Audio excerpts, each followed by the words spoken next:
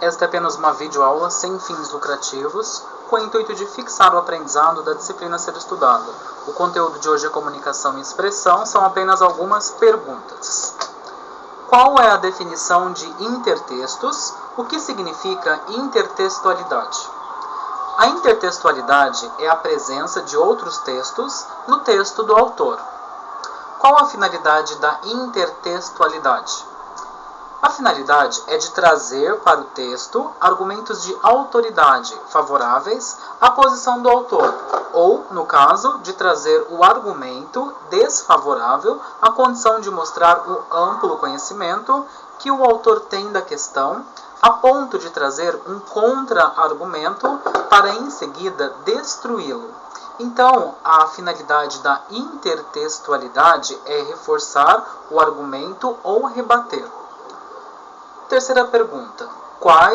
Que tipos de intertexto nós podemos ter?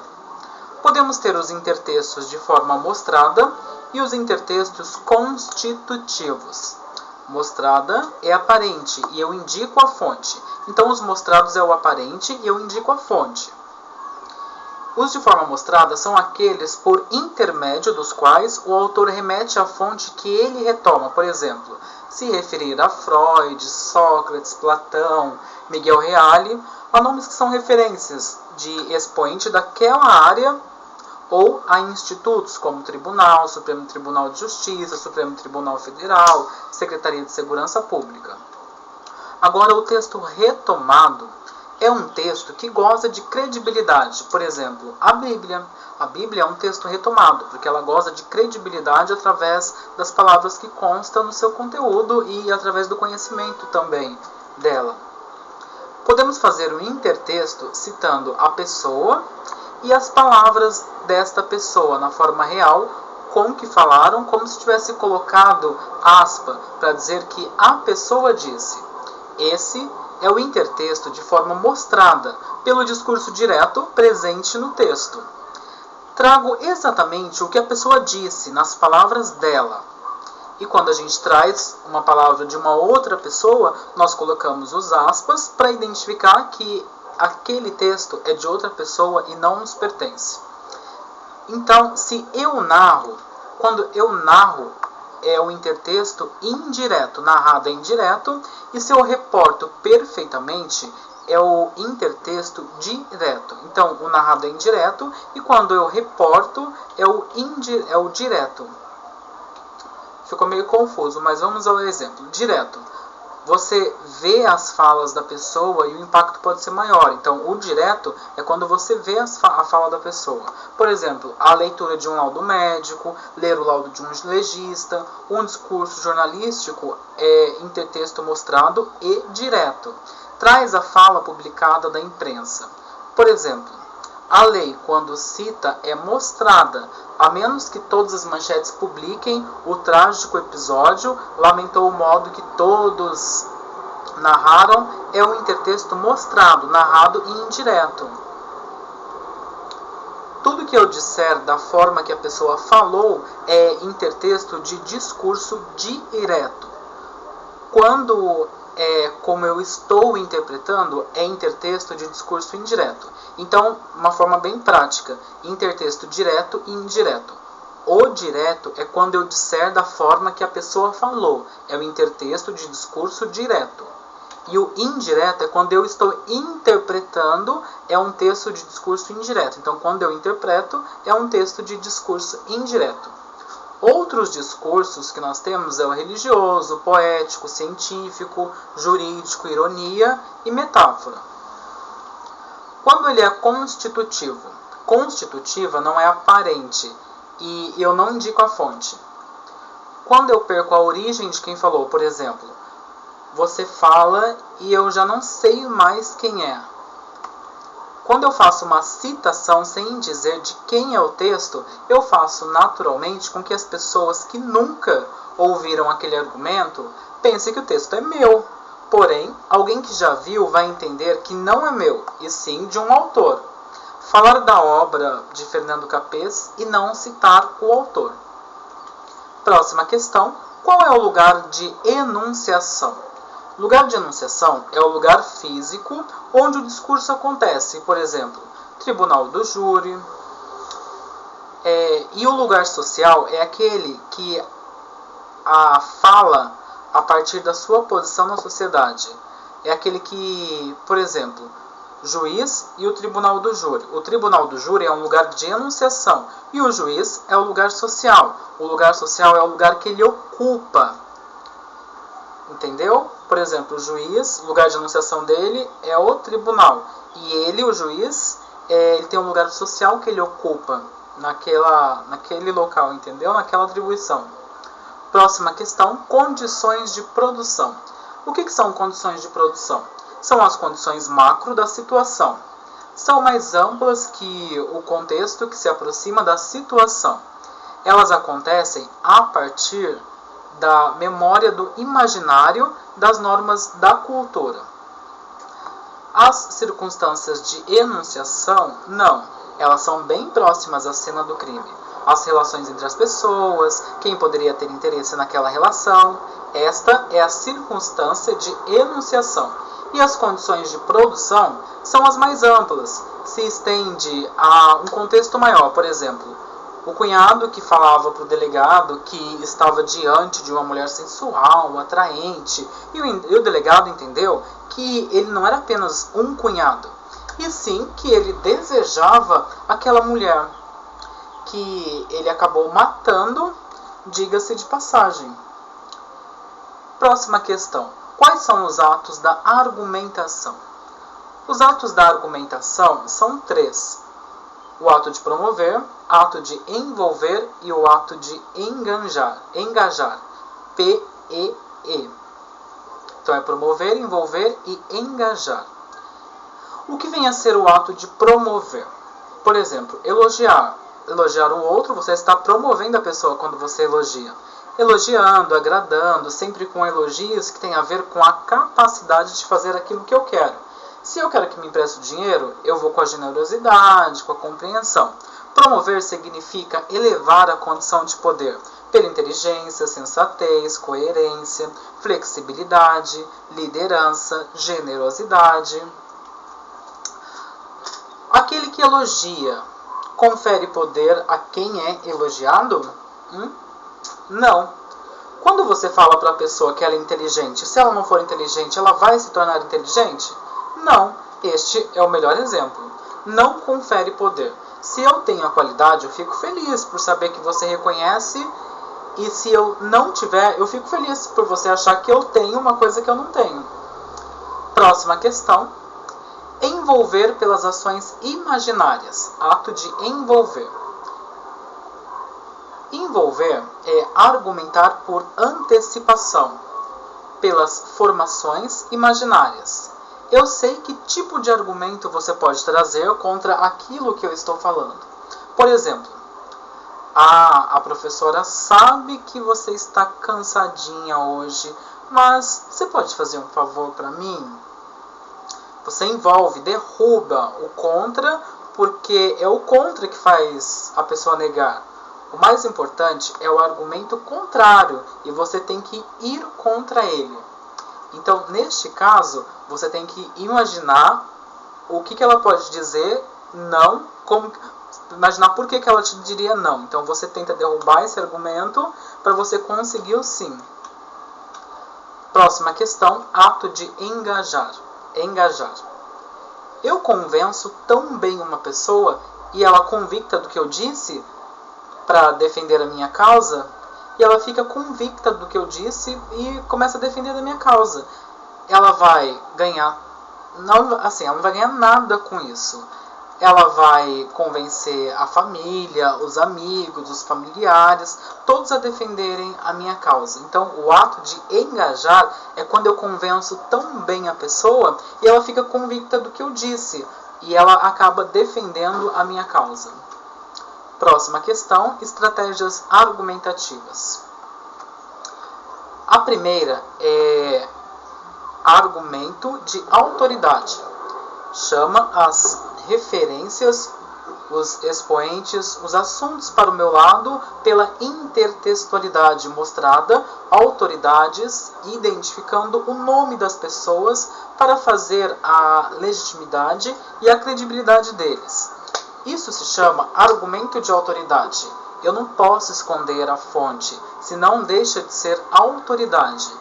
Então, o argumento de autoridade é a intertextualidade mostrada. Eu identifico o nome das pessoas para fazer a legitimidade e a credibilidade deles. Então, eu não posso esconder a fontes senão ela deixa de ser autoridade.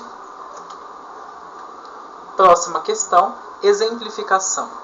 No caso da exemplificação, eu me refiro à plateia que vou dar um exemplo. E dou um exemplo de forma sucinta, ou seja, breve, para que fique muito claro o que eu quero trazer, para que fique muito claro o que eu quero trazer nele, e depois de dado eu faço a amarração. Exemplo: eu faço na verdade uma digressão. Eu saio do centro, vou para o paralelo, vou fazer a digressão avisada e depois eu retomo. Esta deve ser curta. Então, no caso da exemplificação, é como se eu fizesse uma digressão. Eu estou no meu assunto, eu saio dele, aviso que vou sair e depois volto. E tem que ser bem curto. E o consenso? O consenso é o entendimento ao qual chega o número de pessoas que representa uma classe. Por exemplo, é consenso entre os condôminos que o prédio deve ser pintado de amarelo ouro e verde limão. Se eu não fui na reunião, por mais que eu seja condômina, eu não posso fazer nada contra isso, porque é um consenso entre todos. E o senso comum? O senso comum é assim: jamais devo usar, porque eles são frágeis, não se sustentam. Por exemplo, para falar de um idioma perfeitamente, você tem que viver no país. É uma falácia. Tem pessoas que falam um idioma e não viveu naquele país. Não passar embaixo da escada, que dá azar, tomar leite com manga, é um saber popular, que não tem comprovação científica. Então, o senso comum eu jamais devo usar, porque eles são frágeis, eles não se sustentam por si só e eles não têm comprovação científica. Próxima questão, mudança de foco. Você identifica que vai perder e resolve trocar a vítima e o réu de lugar. Então a mudança de foco é quando você muda a sua própria estratégia. Então se você vê que vai perder, você muda a vítima e o réu de lugar. Próxima questão, recorrência argumentativa. Você repete o sentido, mas não repete a palavra. A recorrência argumentativa é assim: você repete o sentido, mas não repete a palavra. Você volta várias vezes ao sentido da crueldade do réu, mas não fala a palavra de crueldade. Você vai falar que ele picou os cabelos da vítima, vai falar que ele queimou com ponta de cigarro, que judiou, que abusou, que deixou ela passar fome, que matou de forma demorada e lenta para que ela sofresse mais. Neste caso, você está falando da crueldade, mas não está repetindo a palavra crueldade, ele foi cruel, ele teve crueldade. Você está simplesmente usando outras palavras. Você está utilizando uma recorrência argumentativa. Você não repete, mas você fala o mesmo sentido. Próxima questão. Efeito retórico de repetição. Parece que você está repetindo uma coisa para dar ênfase a ela, mas você está repetindo para significar o contrário. É como se você repetisse uma coisa para dar ênfase, mas o que você quer é o significado ao contrário. Isso serve de ironia, isso serve de entonação. Por exemplo, este é o efeito retórico de repetição. Olha só, um exemplo. Matou por amor. Ah, amava mesmo. Nossa, como amava.